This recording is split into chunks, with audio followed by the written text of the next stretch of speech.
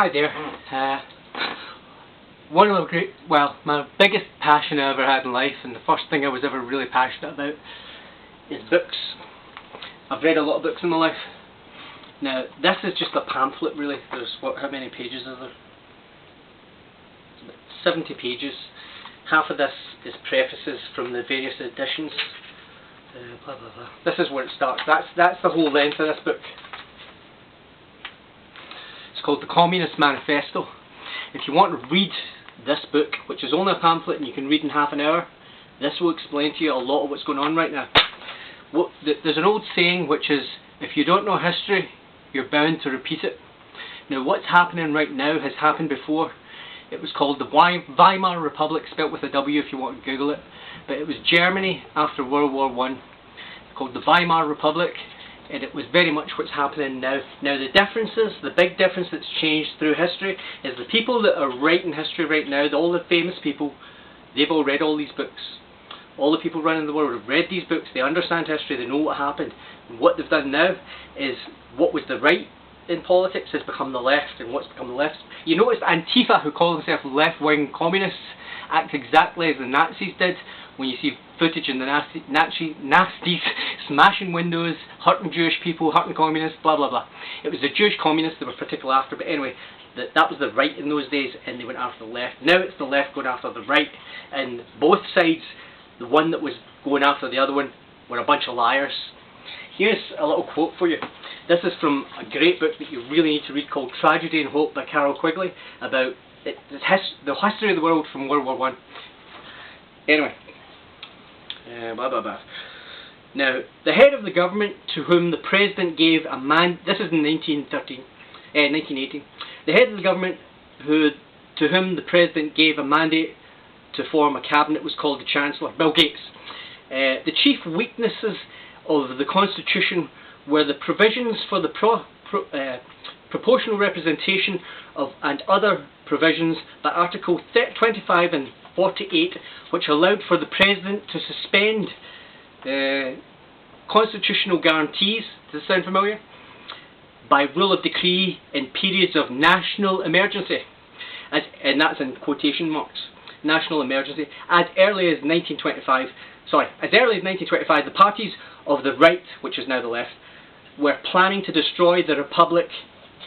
Any republics we know that's getting destroyed right now? Planning to destroy the Republic by use of these powers. Carol Quigley, Tragedy and Hope, read it. Communist Manifesto, read it. I don't believe in the Communist Manifesto. This is all evil, lies, horrible.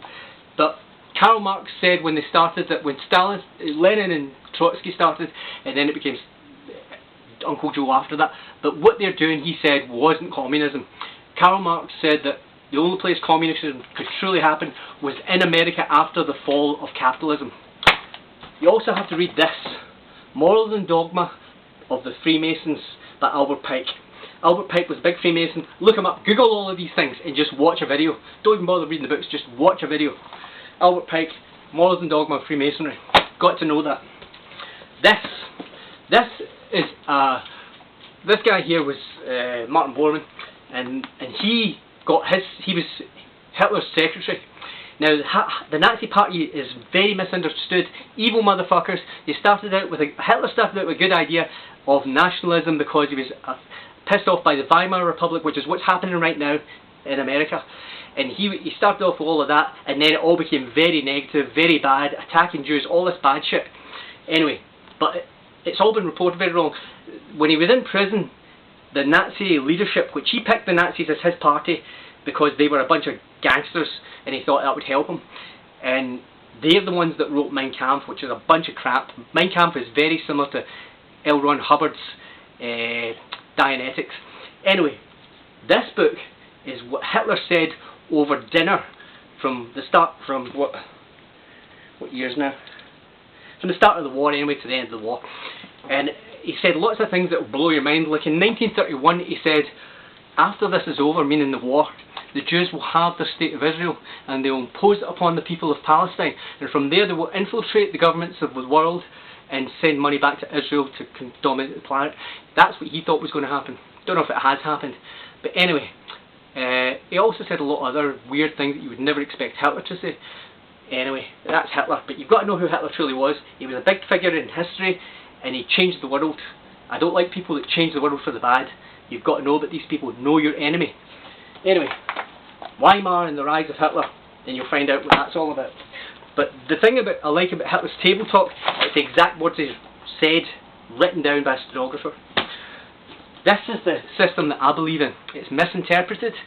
Everyone thinks anarchy means to live with... Anarchy, the words mean to live without rule of law. But there's two types.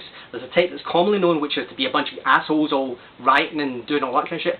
But the true anarchy is when people live above the law, beyond law, by morals and good standards, so that you don't need a lock in your house because no one would dream of walking into your house and stealing your stuff. You don't need to worry about laws because no one would hurt you, no one would attack you, no one would make ad hominem attacks against you because they don't like your policies. That's anarchy. Anarchism. Read this book. Another book that I've read, I was brought up by a Royal Marines Commando Sergeant who was the first mixed race, half Indian commando in the Royal Marines, and he taught me a lot of things, and he was an incredible man to this. His name was Raymond Ali Muncho Rashid, and to this day he's my greatest hero I've ever known. He taught me everything I know. He was an incredible, the most thing I'm thankful in my life is my uncle, because he let me run free and be myself. He told me never to let, he said to me one time when I was about 7, he said, you know son, there's something wild in you, don't ever let anyone change it. He also said other things, like he said, you know son, you were born in the wrong century. He said that a lot. And the other thing he said to me is, you know where you would have done best is in a war. And that's the thing, I'm terrible ordinary life, but I'm really good in crisis situations, and I just act. But anyway, my system and how I work is the commando system, the guerrilla warfare system. This book here, Revolutionary Guerrilla Warfare, is an incredible book that will tell you all about the tactics that are being used on you right now and how to avoid it and what you should do. Anyway, this is just a short video explaining how terrified I feel right now about what's going on in the world. The virus is scary, very scary, but what's being put in place because of it is much, much more scary. Read history, or else you're doomed to repeat it. This is the hyperinflation of the Weimar Republic happening again, and then we'll go into another war. People think there's going to be a war with China. I don't think that's coming. I think what's going to happen is there's going to be a worldwide civil war, where it's the Chinese government, the American government, the French government, all the governments, all the rich pedo elite, all against the ordinary good working people of the world. Why do you think you're not allowed to go to work? Anyway, that's just what I think. What the fuck do I know?